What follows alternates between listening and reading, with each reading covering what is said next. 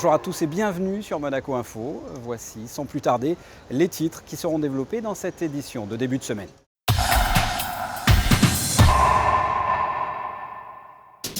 Nous irons au Canada pour assister à la présentation du spectacle Monaco ou les Amants du Rocher, une épopée acrobatique et musicale interprétée par les artistes du cirque Éloise. Le centre hospitalier Princesse Grace vient de se doter d'un nouveau système de cartographie cardiaque. Nous ouvrirons une page sport avec du foot et le premier e-prix de Monaco. Et enfin, l'invité du jour, à l'occasion de cette compétition électrique, nous accueillerons le président de l'ACM.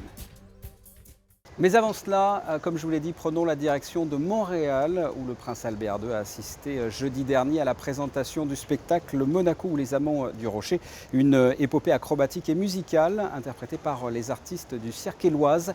Reportage sur place de Frédéric Hélion et Serge Prémont. Montréal, fin avril, la ville vibre pour son équipe de hockey sur glace qui dispute les playoffs face à Tampa Bay. À quelques kilomètres de là, une ancienne gare qui a vu le premier train relier l'Est à l'Ouest du Canada. Aujourd'hui, le bâtiment abrite les locaux du cirque Éloise. C'est ici que depuis une dizaine de jours, les artistes de la compagnie ont débuté les répétitions de Monaco ou les Amants du Rocher, une épopée acrobatique et musicale avec la principauté en toile de fond. À la base de ce projet, un homme, Salim Zegdar, et un déclic, un soir de décembre 2013. Ça faisait longtemps que j'avais dans l'idée de créer un spectacle sur Monaco pour présenter Monaco un petit peu autrement et aller faire la promotion de Monaco à l'étranger. Mais pour pouvoir faire ce spectacle, il me fallait une rencontre. Et c'est la rencontre que j'attendais. Et en décembre 2013, au cours d'un voyage à New York, je suis allé voir par hasard un spectacle du cirque Éloise qui est Circopolis. Et là, j'ai eu la révélation. Je me suis dit, tiens, la rencontre que j'attends, c'est peut-être le cirque Éloise. Un coup de fil à Jeannot Pinchot, cofondateur du cirque Éloise, et l'aventure est lancée. Ce spectacle Monaco ou les Amants du Rocher était présenté jeudi 30 avril aux journalistes ainsi qu'au prince Albert II qui avait fait le déplacement pour découvrir cette super production contemporaine. Je crois qu'on a un très très beau spectacle et avec, vous avez vu, une équipe de créateurs non seulement compétents mais très humains et qui font passer de belles émotions et j'espère que ce spectacle fera passer ces belles émotions et fera passer un petit peu les valeurs qui nous sont chères à Monaco et je suis très heureux et je suis très touché par ce que j'ai vu pour l'instant, mais on est encore loin du produit fini et ça serait intéressant de voir l'évolution dans les mois à venir. 32 artistes du cirque Éloise seront sur scène pour ce spectacle qui mêle danse, théâtre et cirque dans 2 actes et 20 tableaux. Des tableaux représentant divers endroits de la principauté, la plage du Larvoto, le Grand Prix de Formule 1, le jardin exotique ou la place du Palais.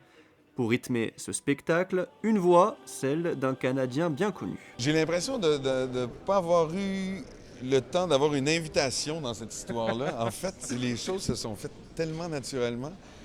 On s'est rencontrés déjà avec Salim par hasard à Monaco. Et j'étais déjà là, mais sans penser une seule seconde que ma voix ferait partie du spectacle.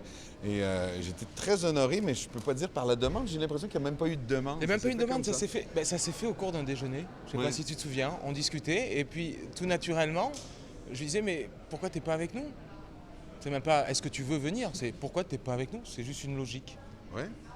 Mais pourquoi j'étais déjà là, en fait. Monaco ou les Amants du Rocher, c'est une histoire d'amour romanesque où François, un jeune homme rêveur, débarque en principauté pour conquérir le cœur de la belle Agnès.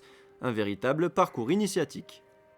François, il arrive comme vous, comme moi, pas avec son yacht, pas avec sa Ferrari, mais plutôt avec sa valise. Il est impressionné par le luxe, par tout ça.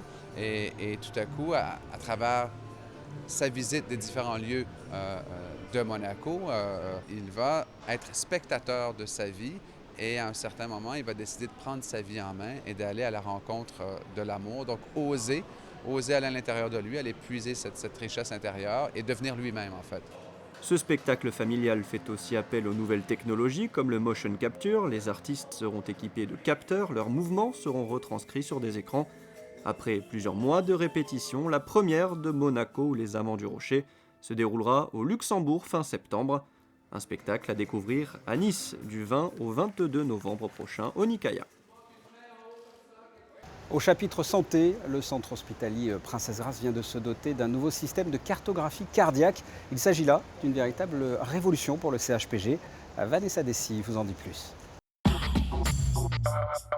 Il s'agit d'un système de cartographie cardiaque révolutionnaire. Le centre hospitalier Princesse Grace s'est doté d'un appareil permettant d'analyser rapidement et précisément les troubles du rythme cardiaque. Les capacités diagnostiques et par conséquent le traitement des arythmies sont ainsi considérablement améliorées. Le principe, c'est d'étudier les signaux électriques intracardiaques.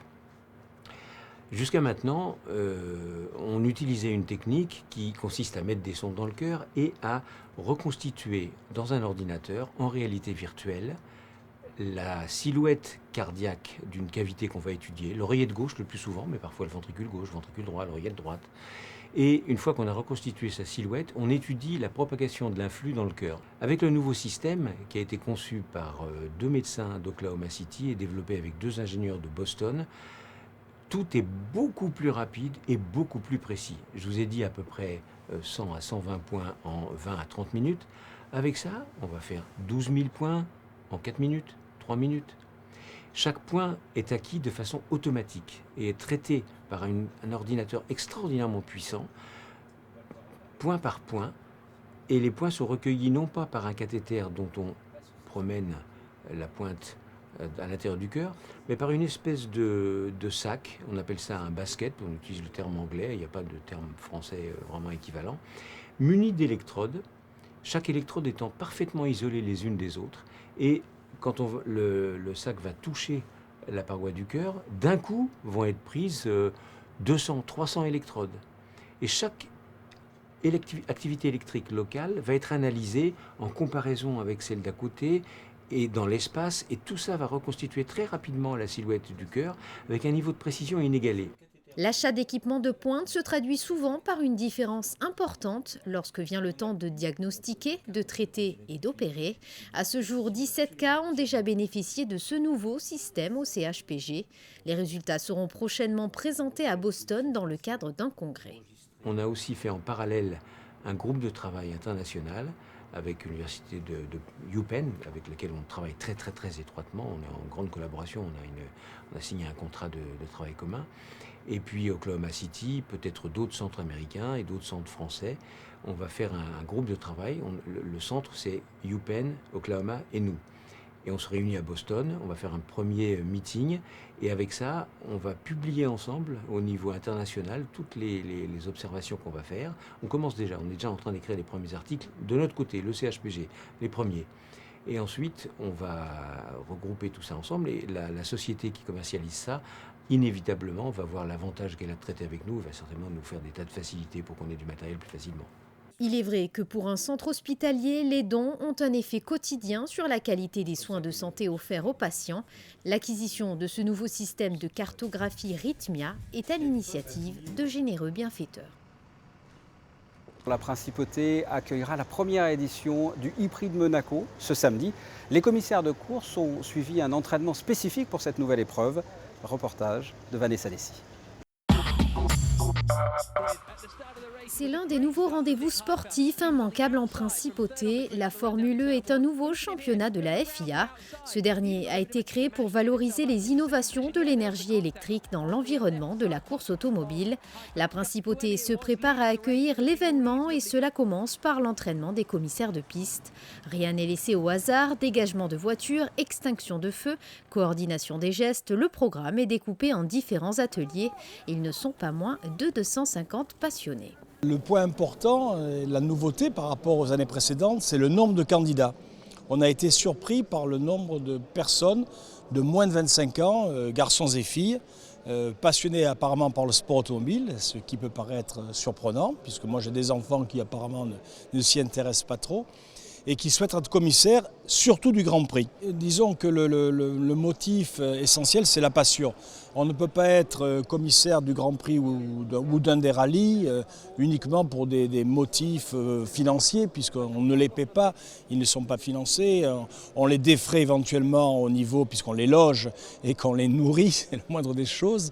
mais il n'y a pas d'intérêt financier. Donc. Et s'il n'y a pas la passion, je ne vois pas ce qui peut guider des jeunes de 20 ans, 25 ans, de venir faire des stages, de passer leur week-end à apprendre à vider des extincteurs, à sauter des glissières, à soulever des voitures, à manier des drapeaux, puisqu'après on a des sélections en fonction de leur capacité, à passer ce temps-là libre pour ce type de loisir, car ça devient un loisir. Et parmi les formations proposées, les bénévoles doivent surtout assimiler les différentes définitions des drapeaux. Durant la course, en cas d'accident, les commissaires de piste sont en quelque sorte les yeux des pilotes. Le pilote va faire confiance à 100% au drapeau, même si on a des drapeaux de la FIA qui sont des drapeaux électroniques, enfin des drapeaux, des signalisations, je dirais, flash. Il y en a beaucoup moins que de postes de drapeau, et ils savent qu'à Monaco, les commissaires de drapeau iront toujours prévenir précisément de la situation en aval. Alors c'est le drapeau pour les nouveaux, spécialement, parce que les anciens sont censés avoir déjà une bonne notion. C'est un atelier qui est fait pour donner des notions générales sur la signification des drapeaux, qui est particulière et qui est générale au niveau FIA, mais qui est particulière à la Formule 1 et aux formules annexes, et en même temps sur le maniement et les chronologies de sortie de drapeau sur le circuit en fonction de tout le style d'intervention, le style de problème qui peut se présenter aux pilotes sur la route, que ce soit un accident, une piste obstruée, une piste glissante, un véhicule lent sur la piste, une ambulance. L'ACM a imaginé une nouvelle version du circuit du Grand Prix pour la Formule E. 10 équipes avec chacune 2 pilotes s'élanceront au volant de monoplaces électriques pouvant dépasser les 225 km/h. Les procédures de sécurité se diffèrent tout de même de la F1 traditionnelle. En cas de contact d'une personne à main nue sur un véhicule électrique qui présenterait un problème, ce qui n'est jamais arrivé depuis le début de la saison, mais voilà, on doit parer à toute éventualité. En cas d'électrocution, on n'a plus l'usage de ses muscles. Donc il faut que quelqu'un puisse vous retirer rapidement, évidemment, sans vous toucher directement. Donc ces perches sont là en sécurisation en cas de problème électrique. On est en face d'un véhicule électrique, donc des nouvelles spécificités et des nouveaux modes d'intervention par rapport aux commissaires. Le but, évidemment, de sécuriser aussi bien les commissaires que les pilotes en cas de défaillance des systèmes électriques. Donc il y a pas mal de niveaux de sécurité qui ont été mis en place, et notamment pas mal de lumières autour de la voiture qui vont donner l'état de la voiture et des informations aux commissaires pour savoir comment intervenir au mieux sur la voiture. Le rendez-vous est fixé au 9 mai prochain pour y découvrir la première édition du Monaco e-Grand Prix, qui sera la 7e épreuve du nouveau championnat FIA. Et sachez que l'Automobile Club de Monaco est toujours à la recherche de bénévoles, cette fois-ci concernant les rallyes Monte-Carlo.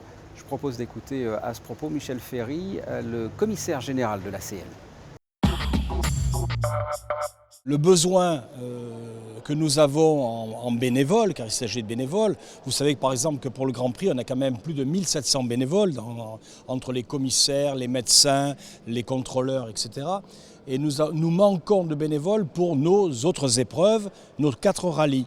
Rallye Monte-Carlo Championnat du Monde, Rallye Monte-Carlo Énergie Nouvelle, Rallye Monte-Carlo électrique, Rallye Monte-Carlo historique. Donc si parmi les téléspectateurs vous avez des passionnés de sport automobile et en particulier de rallye, on sera heureux de les accueillir pour des stages de formation rallye ou Grand Prix, en espérant que ceux qui font rallye feront aussi Grand Prix. Il faut faire d'abord une simple demande par mail sur notre site internet ou en venant directement à l'Automobile Club pour ceux qui le veulent, dire je souhaiterais devenir commissaire d'un des rallyes Monte-Carlo ou du Grand Prix, et à ce moment-là, le service des commissaires leur répondra avec le sourire, comme moi aujourd'hui. On reste dans le sport automobile, il est temps d'accueillir notre invité du jour. Et ça va être comme ça toute la semaine à l'occasion du premier e-prix de Monaco. Nous sommes sur la terrasse des invités du président. Jingle. Et on ouvre le bal tout logiquement avec le président de la ACM, Michel Bohéry, bonjour. Bonjour. Alors avant peut-être de parler de ce e-prix de Monaco, un mot peut-être sur le Grand Prix de F1 traditionnel. Ça fait quelques années que vous êtes à la tête de l'ACM. Quelle a été, selon vous, l'évolution de ce Grand Prix ou quelles ont été les évolutions de ce Grand Prix? Alors, je crois que très simplement, vous avez aujourd'hui la quintessence de ce qui a été créé depuis 1929, qui était la date du premier Grand Prix. Ce que vous voyez autour de nous, ça ne s'est pas fait en un jour. Ça s'est fait en 60 d'années. Et nous nous sommes toujours efforcés de compenser la vétusté, entre guillemets, de notre circuit par le côté attractif que peuvent avoir ces installations, c'est-à-dire une certaine perfection dans le savoir-faire. Quand on est à la tête d'un circuit qui a un certain nombre d'années, il est évident qu'on ne peut pas lutter avec Pékin et qu'on doit trouver d'autres armes. Nos armes, nous les avons trouvées à travers la sécurité, nous les avons trouvées à travers le dispositif de tribune, de tout ce que l'on peut imaginer autour du circuit. Et surtout, je crois que ça c'est important, nous nous sommes maintenus là où nous sommes que parce que nous avons innové. Et cela veut dire qu'il ne faut pas s'arrêter aujourd'hui, qu'il faudra continuer. Alors innover en quoi? Innover quelques petites choses simples. Les rails en bordure de circuit, c'est nous qui les avons employés les premiers. Les grues, les écoles de commissaires. Il n'y en a pas d'autre monde que la nôtre. Absolument. Les commissaires, l'uniforme des commissaires, tout ce qu'on a pu leur apprendre, les premières signalisations électriques. Je pourrais continuer comme ça très longtemps. Donc cet Automobile Club, cette équipe, les équipes qui nous ont précédés, tous ceux qui sont venus ici, ont eu toujours en tête, je veux dire, d'innover, d'essayer d'être à la pointe, d'essayer d'apporter quelque chose. On ne s'est jamais assis sur nos fesses en disant « nous sommes les meilleurs, ça va continuer comme ça ». Non, ça ne continuera pas comme ça, sauf à ce que nous soyons, comme nous avons toujours été, innovants. L'humain a souvent tendance à être un peu nostalgique. Est-ce que le Grand Prix de F1, souvent on dit « ah, c'était mieux avant ». Est-ce que pour vous, le Grand Prix de F1, c'était mieux avant, c'est toujours aussi intéressant ou au contraire, c'est de plus en plus intéressant? Le Grand Prix de F1 en général. Hein. Ah ouais. Alors, c'est toujours la même histoire. Quand, chacun se rappelle de ce qu'il a connu au début de ses activités. Bien entendu, les Grands Prix avaient une autre saveur, un peu macabre à l'époque où malheureusement les circuits n'étaient pas aussi sûrs qu'aujourd'hui. Et chaque saison, ça voulait dire 2 ou 3 pilotes que l'on connaissait qui disparaissaient dans des conditions vraiment pas sympathiques. Donc, par rapport à cette époque que j'ai connue et qui a été sans doute ce qui a mis un peu le panache, ces chevaliers s'élançant sur la piste. Ça a créé la légende. Ça a créé la légende. Alors aujourd'hui, cette légende, on ne la retrouve pas dans le même secteur et c'est heureux. Aujourd'hui, la légende, c'est de savoir quelle est la qualité du moteur, quelles innovations sont apportées par les techniciens, quelle est la finesse de conduite. On a déplacé un peu le centre d'intérêt parce que il est évident que les gens, sans souhaiter l'accident, je parle à l'époque et peut-être même aujourd'hui, l'accident avec des conséquences graves, sont quand même toujours époustouflés, estomaqués et presque heureux, si je puis dire, d'assister à un carambolage, aujourd'hui sans gravité, en raison des cellules de survie qui ont été fabriquées, en raison des dispositifs de sécurité en général. C'est plus la même chose, mais je voudrais quand même revenir sur une chose, c'est peut-être plus la même chose, mais aujourd'hui, il y a quand même à peu près 500 millions de téléspectateurs. Alors je veux bien, on dise les Grands Prix ne sont plus ce qu'ils étaient, il y a moins d'intérêt. Y a-t-il beaucoup de manifestations qui, à travers 20 épreuves d'un championnat du monde, fournissent environ 500 millions de téléspectateurs chaque fois, c'est-à-dire 20 fois par an. C'est quand même conséquent. Alors les téléspectateurs, les spectateurs aussi dans les tribunes, regardent avant tout bien sûr le Grand Prix, le spectacle. On se pose moins de questions au niveau de l'attraction économique, de l'attractivité économique. D'un point de vue justement économique, qu'est-ce que ça apporte à la principauté? Alors, sans parler de chiffres, sans donner forcément de chiffres. Non, mais je ne parle pas de chiffres, mais le département des finances est certainement au courant, ne serait-ce qu'en comparant les retombées TVA d'un mois à l'autre ou de 2 mois en 2 mois. Je ne sais pas exactement comment s'y prend. Mais dont je me souviens, c'est qu'une étude avait été faite à la demande de certains grands sponsors, les grands majeurs sponsors, pour savoir à peu près pour chaque pays qu'est-ce que ça pouvait induire comme volume d'affaires. Nous avions été, en ce qui concerne Monaco et sa proche région, évalués à peu près entre 100 et 120 millions d'euros. Donc de chiffre d'affaires, hein, je ne dis pas de retombée TVA, bien entendu. Mais vous faites 20% là-dessus, vous avez une idée. Et puis quelqu'un qui gagne de l'argent a tendance à aller racheter quelque chose. Donc c'est une TVA qui se déroule, si je puis dire. Non, je crois que au-delà de l'aspect marchand de la chose, c'est-à-dire du volume financier, c'est quand même l'image. Et l'image, c'est quand même une image sympathique qu'un Grand Prix. Elle n'est pas politisée, elle a encore un petit parfum d'aventure, on n'est pas dans la bien-pensance totale. C'est pas si mal que ça, il faut que ça continue. Alors on passe au e-Prix de Monaco. Oui. C'était important pour l'ACM d'être dans les premières étapes de ce e-Prix. Alors je vais être totalement immodeste, c'était important pour nous, mais encore plus important pour eux. Mais c'est normal, parce que quand même venir à Monaco, qui est quand même un circuit de tradition, qui crée une grande part du sport automobile, pour eux, il y a au moins quelques références, on est dans un endroit qui incarne le sport automobile.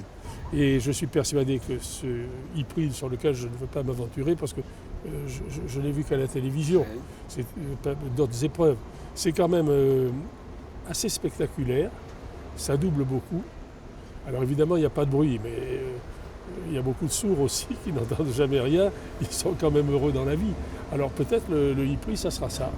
Mais je pense qu'il fallait y être, de même qu'on a été 30 ans avant dans les premiers Grands Prix, les premiers rallyes électriques à énergie renouvelable. Non, on fait beaucoup de ce côté-là. Et maintenant, je ne rentre pas dans la folie médiatique ou de stars qui disent c'est l'avenir, ça va remplacer la F1. Peut-être un jour, mais peut-être entre-temps, il y aura l'hydrogène, d'autres formules encore plus avancées. Donc je ne sais pas. Mais justement, vous pensez, c'est intéressant ce que vous dites, est-ce que vous pensez que d'ici quelques années, d'ici beaucoup d'années, ça va supplanter le Grand Prix traditionnel? Ça pourrait? Alors, difficile d'être devin, un Grand Prix traditionnel, je vais être cruel, c'est pas ce que pensent les gens. Les gens qui investissent dans un Grand Prix, je ne parle pas des organisateurs, je parle de tout ce qui touche aux écuries, les pilotes, le grand sponsor. C'est là où ça se décide. Donc, penser qu'un jour ça puisse remplacer peut-être, mais c'est comme, je pense que tant qu'il y aura quelques petits puits de pétrole, on n'aura pas tous des voitures électriques demain, d'autant que les piles doivent subir encore une certaine modernisation. Non, je crois qu'il ne faut pas comparer les deux choses. C'est un complément, c'est une épreuve, c'est une autre façon de voir le sport automobile, pourquoi pas. Mais pourquoi jouer l'un contre l'autre? À mon avis, ça serait totalement improductif. Et à quelques jours de ce premier e-Prix de Monaco, comment se sent le président de l'ACM? C'est un nouveau bébé en quelque sorte, c'est une première? Comme d'habitude, j'étais tellement père dans la vie d'épreuve. Non, ça ne m'émeut pas du tout, mais je suis très optimiste parce que je sais que ça va marcher. Vous allez quand même le regarder avec attention, j'imagine. Mais non seulement je vais le regarder, je vais le suivre et surtout je vais me demander si on va le reconduire. Parce que c'est ça le problème. Je veux bien adopter un bébé, mais encore faut-il que le bébé me rende des bises. Bien sûr. S'il est là pour renverser la sucette et casser l'assiette, non, ça n'irait pas. Non, mais je suis sûr que ça ira bien. Et puis arrêtez, vous finiriez par me faire douter, ce qui ne serait pas bien du tout. Bon, alors on va passer justement à quelque chose qui va vous intéresser, surtout pour la fin de la semaine. On passe à la météo. Mardi, des nuages un peu plus encombrants que la veille, sans grande détérioration. Les températures restent douces, comptez de 17 à 21 degrés. Mercredi, des nuages dans la matinée et le retour du soleil l'après-midi. Il fera de 18 à 22 degrés. Jeudi, un beau ciel bleu et des températures agréables de 17 à 22 degrés. Vendredi, une journée très douce avec un peu plus de soleil le matin que l'après-midi. Les températures de 17 à 19 degrés. Voilà, et en ce qui concerne samedi, une journée entre nuages. Cher ami, un soleil radieux, un monde fou, vous-même heureux, la télé des images superbes, et je ferai le reste. Voilà, avec quand même un tout petit peu de nuages. Non, mais ça, j'ai un petit accord particulier. Non, vous verrez, ça ira très bien. Et puis, j'ai aucun mérite à le dire, puisque les places sont gratuites, donc j'essaye pas de vendre ma soupe. Si je vous dis venez, il faut venir, parce que vous verrez quand même quelque chose qui est assez exceptionnel. Vous en sortirez amoureux ou déçu. Ça, c'est à chacun sa sensibilité, mais il y a des choses qui ne se ratent pas. Merci infiniment d'avoir répondu à mes questions. Et vous ne serez pas déçus non plus. J'espère bien. Et puis en plus, ce sera retransmis en direct également sur Monaco Info. Ce journal est terminé. Merci de l'avoir suivi. À très bientôt. Au revoir.